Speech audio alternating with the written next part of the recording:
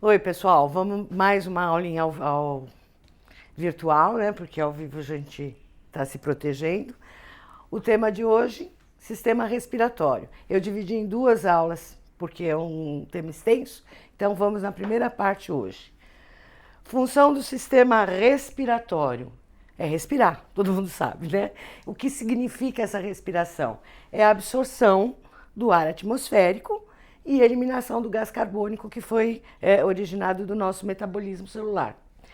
Para desenvolver essas funções, o sistema respiratório está constituído pela porção aérea, onde nós temos os seguintes órgãos: nariz, faringe, traqueia, brônquios, bronquíolos e alvéolos pulmonares.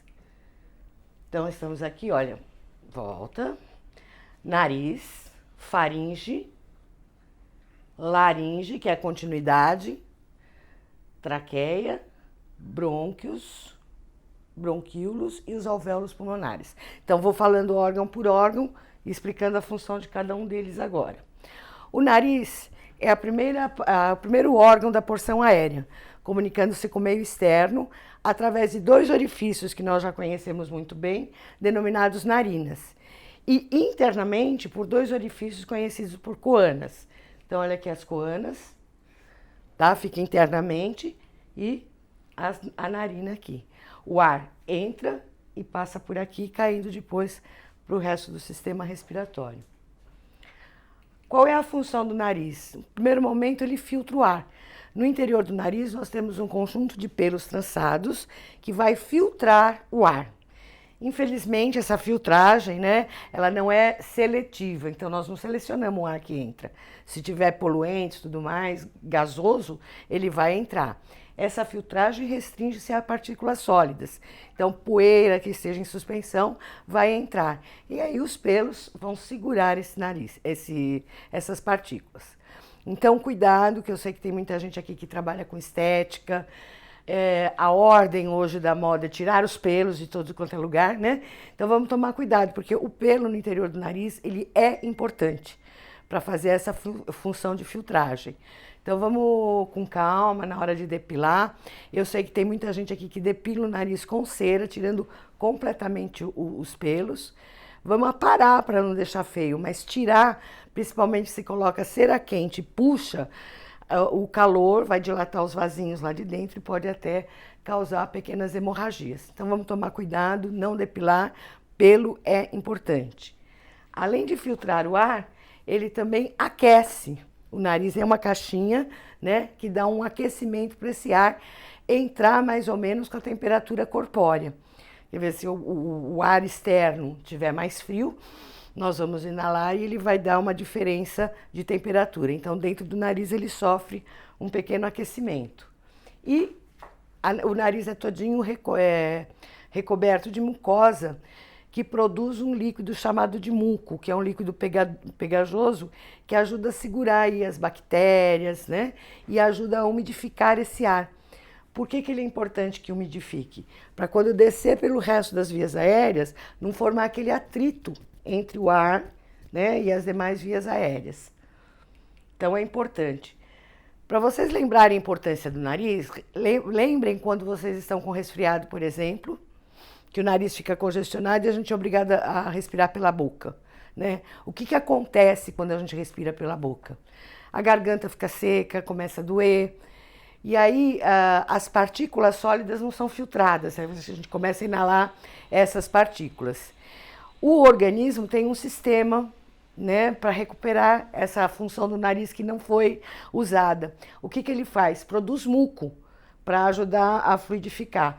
Mas aí é uma faca de dois gumes, porque se produzir muco demais, vai obstruir as vias aéreas. Então a gente fica com aquele chiadinho no peito, aquele catarro, né? Então a gente lembra bem da função do nariz quando não tem ele. Então tá aqui a cavidade do nariz e da boca, né? Faringe e laringe. E continuando a laringe, a traqueia. Então essa aqui é a porção aérea, né, onde nós temos nariz, faringe e laringe. Quero que vocês olhem bem aqui, ó, faringe e laringe. É um tubo muscular único, onde a faringe é um canal comum A faringe é um canal comum a dois sistemas, respiratório e digestório. Então, pela faringe passa tanto o ar que nós inalamos quanto o alimento que deglutimos. Continuando a faringe, nós temos a laringe, e essa é a exclusividade do sistema respiratório. Por ela só pode passar o ar. Então, aí eu pergunto para vocês, como é que o alimento que nós digerimos não vai para a laringe, uma vez que a laringe é exclusiva do sistema respiratório? Então, o que acontece aqui? Se a faringe passa ar e alimento, como é que o alimento que passa aqui não continua na laringe? Porque isso daí era para vocês estarem pensando, tá? Mas eu vou responder porque não vai dar tempo. Então, aqui, em cima, na extremidade superior da laringe, nós temos uma prega cartilaginosa denominada glote ou epiglote. Essa válvulazinha, ela veda a entrada da laringe no momento da deglutição. Então, quando nós vamos engolir alguma coisa, ó, faz de conta que aqui é a laringe, né? A epiglote está aqui. Vai deglutir alguma coisa, ela faz isso aqui. O alimento passa para a faringe e é desviado para o canal alimentar. Então, a laringe fica protegida para não obstruir a passagem de ar. Quem nunca aqui, né, engoliu um pouquinho errado e passou alguma coisa para a laringe? O que acontece? A gente engasga, né? Então, causa tosse. Quem nunca soltou um grãozinho de arroz pelo nariz, né? Quem nunca? Então, você está distraído, tomando um cafezinho, vem um amigo por trás, dá um tapa bem na hora que você vai engolir. Aí começa a sair o cafezinho pelo nariz. Porque na tentativa de expulsar aquilo que entrou na laringe, o organismo vai produzir a tosse.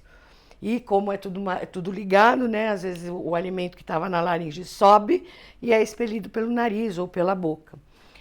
Quando é partícula pequena, resolve aí na tosse. Quando for uma partículazinha maior, aí que é problemático, né? Pode até levar a óbito se não agir rapidamente. Então, tem manobras específicas para desengasgar, mas isso é um outro assunto, a ver posteriormente. Então, a gente entende aqui que a epiglote vai vedar a entrada da laringe no momento da deglutição, impedindo a entrada de alimentos, que vai obstruir o ar. Aqui está a epiglote, ó. Na base da língua, nós temos também na laringe. A laringe, ela é, além de órgão da respiração, ela é considerada órgão fonador, ou seja, produz o som. Todo mundo sabe que o som é uma forma de energia produzida por um objeto em vibração, né? Então, nós temos na laringe duas pregas cartilaginosas, denominadas cordas vocais, que vibram na passagem do ar, produzindo som. Então, olha aqui, nós temos a possibilidade de produzir uma infinidade de sons diferentes. Isso depende da posição das cordas vocais, que podem estar fechadas, semi-abertas ou abertas. Então, conforme o posicionamento da corda vocal, a hora que passa o ar, o som sai diferente. Além disso, o som, ele também depende da posição dos lábios, da língua e dos dentes. Então, nós temos aí condições de fazer uma infinidade de sons. Produzir o som não é exclusividade da espécie humana, tá? Todos os animais produzem som, né? O cachorro late, o gato mia, papagaio fala. Papagaio fala? Não, né? Papagaio imita sons.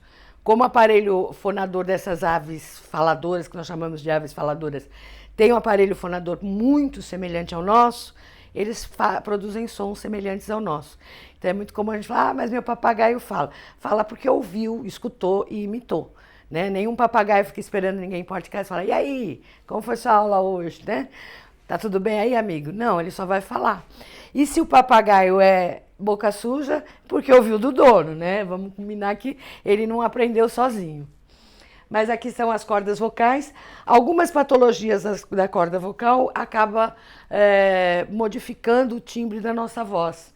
Muito comum em profissionais que usam muito a voz. Aqui estão os pólipos das cordas vocais, deixam a voz mais rouca e mais baixa.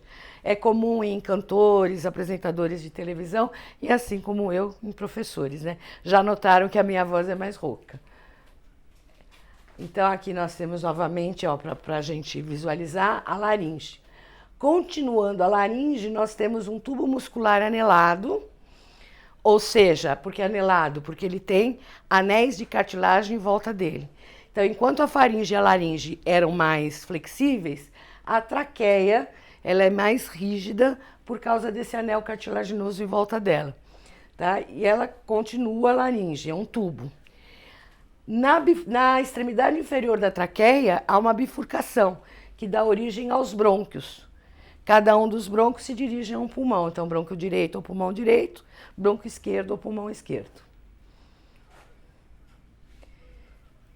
Na extremidade de cada brônquio, eles começam a sofrer uma série de ramificações, que dá para ver aqui também, né?